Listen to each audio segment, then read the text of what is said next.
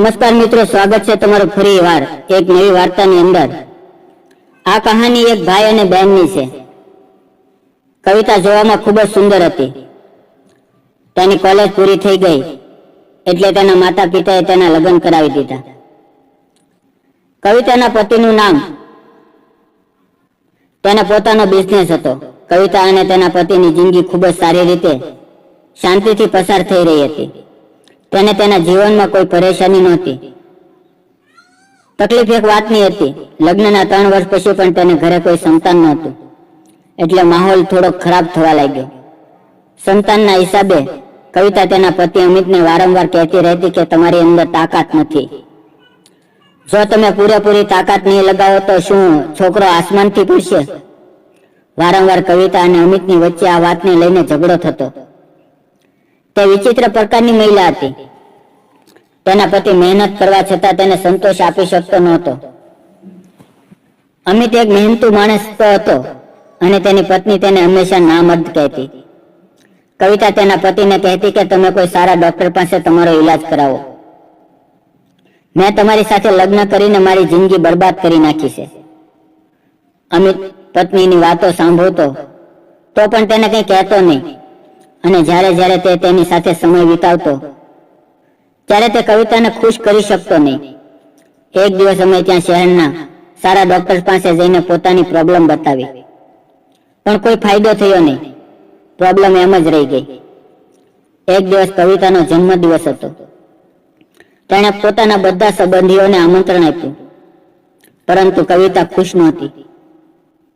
એક મહિલા ત્યારે જ ખુશ રહે છે જ્યારે તેનો પતિ તેને ખુશ રાખે છે। જો તેનો પતિ તેને ખુશ ન રાખી શકે તો તે કોઈ પણ હદ સુધી જઈ શકે છે। કવિતાની જિંદગી ઉપર પાણી ફરી ગયું હતું। તે કઈ રીતે ખુશ રહેતી? સાંજે બધા સંબંધો આવ્યા અને બધાએ તેને બર્થડે વિશ કર્યું। તેને જન્મદિવસ ઉપર વિપુલ પણ આવ્યો હતો। તે તેના મામાનો છોકરો હતો। વિપુલના લગ્ન થઈ ગયા હતા, પરંતુ તેણે તેની પત્ની સાથે છૂટાછેડા લઈ લીધા હતા, કારણ કે વિપુલની પત્ની વિપુલની તાકાત સહન નહોતી કરી શકતી। એટલા માટે તેણે વિપુલ સાથે છૂટાછેડા લઈ લીધા। તેણે કવિતાને ઉદાસ જોઈ એટલે તેણે પૂછ્યું, શું વાત છે? હું આવ્યો ત્યારથી જોઉં છું કે તું ખૂબ જ ઉદાસ લાગે છે। તેણે કહ્યું, હું તને શું બતાવું? મારી જિંદગી નરક બની ગઈ છે। મારા લગ્નને 3 વર્ષ થઈ ગયા અને હું હજી સુધી માં નથી બની શકી। તો વિપુલે કહ્યું, તું ખોટી હેરાન થાય છે। ભગવાન ઉપર ભરોસો રાખ, તું એક દિવસ જરૂર માં બનીશ। તો કવિતા કહેવા લાગી, તેના પતિની અંદર જ ઈચ્છા શક્તિ ના હોય તે મહિલા કઈ રીતે માં બનશે?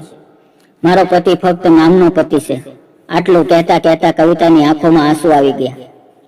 વિપુલે તેને માપી લીધી અને કહ્યું, જ્યાં સુધી હું છું ત્યાં સુધી તું ટેન્શન લેવાની જરૂર નથી। તેણે કવિતાને છાની રાખી, આશ્વાસન આપ્યું। જ્યારે વિપુલે તેને પોતાના ગળે લગાડી તો તેને એક વિચિત્ર ભાવ પેદા થયો, અને થોડા દિવસ પછી તેણે પોતાના પતિ અમિતથી છૂટાછેડા લઈ લીધા અને પોતાના પતિને છોડીને તે વિપુલ સાથે રહેવા જતી રહી। કવિતાના બાપુજી ખૂબ જ રૂપિયાવાળા હતા, અને તે એવા માહોલમાં મોટી થઈ હતી કે તેના ઘરે કોઈ રોકટોક નહોતી। તે ઘરે આવીને શરાબ પીવા લાગી। થોડી વાર પછી વિપુલ ઓફિસેથી ઘરે આવ્યો અને તેણે કવિતાને કહ્યું, તું શા માટે અહીં આવી ગઈ? તો કવિતાએ સાફ સાફ જણાવી દીધું કે મારો પતિ મને ખુશ નથી રાખી શકતો, જેને લીધે હું તેને છૂટાછેડા આપીને આવી ગઈ છું। તો વિપુલે કહ્યું, મને કોઈ વાંધો નથી। જ્યાં સુધી તારે અહીંયા રહેવું હોય ત્યાં સુધી તું રહી શકે છે। વિપુલ તેને બીજે દિવસે ફરવા માટે બગીચામાં લઈ ગયો।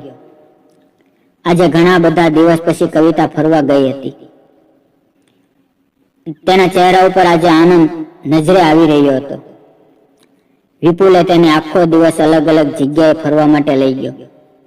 સાંજે બંને ઘરે આવ્યા અને જમ્યા પછી હોલમાં બેસીને વાતો કરવા લાગ્યા। તે બંને ખૂબ ઉદાસ થઈ ગયા, કારણ કે બંનેનું ઘર વિખેરાઈ ગયું હતું।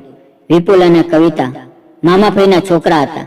બંને સાથે નશીલું પાણી પીધું અને ધીરે ધીરે વાતો કરવા લાગ્યા, અને વાત કરતા કરતા તે બંને નજીક આવી ગયા અને નશો પણ વધી ગયો હતો। બંને એક જ પરિસ્થિતિની અંદર ગુજરી રહ્યા હતા, એટલે થોડી વારમાં આગ લાગી ગઈ। અને બંને પોતાના સંબંધને નેવે મૂકીને મન ભરીને સમય વિતાવ્યો.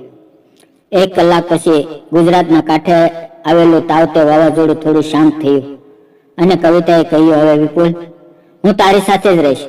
હું તારી સાથે લગ્ન કરવા માંગુ છું. હું તારા માટે જ મારા પતિને છોડીને આવી ગઈ છું. વિપુલ પણ ફરીવાર લગ્ન કરવા માંગતો હતો. તેણે પણ હા પાડી ને પોતાની સહમતિ આપી અને બંનેએ લગ્ન કરી લીધા. મિત્રો, સમયને જતા વાર ન લાગી. હવે કવિતાને એક સાથે જોડવા બાળકનો જન્મ આપ્યો. મિત્રો, વિડીયો પસંદ આવ્યો હોય તો વિડીયોને લાઈક અને ચેનલને સબસ્ક્રાઇબ જરૂર કરજો. આપણે ફરી મળશું આવતીકાલે એક આવી જ નવી વાર્તાની અંદર, આવા નવા વિડીયોની અંદર. ત્યાં સુધી આવજો. મિત્રો, વિડીયોમાં આવેલા નામ, પાત્ર અને ઘટના ફક્ત કાલ્પનિક છે. તેનો કોઈ પણ વ્યક્તિ સાથે કોઈ પણ સંબંધ નથી. આ વિડીયો ફક્ત ને ફક્ત આપણા સૌના મનોરંજન માટે બનાવવામાં આવેલો છે. વિડીયો પૂરો જોવા બદલ આપ સૌ મિત્રોનો દિલથી ખૂબ ખૂબ ધન્યવાદ.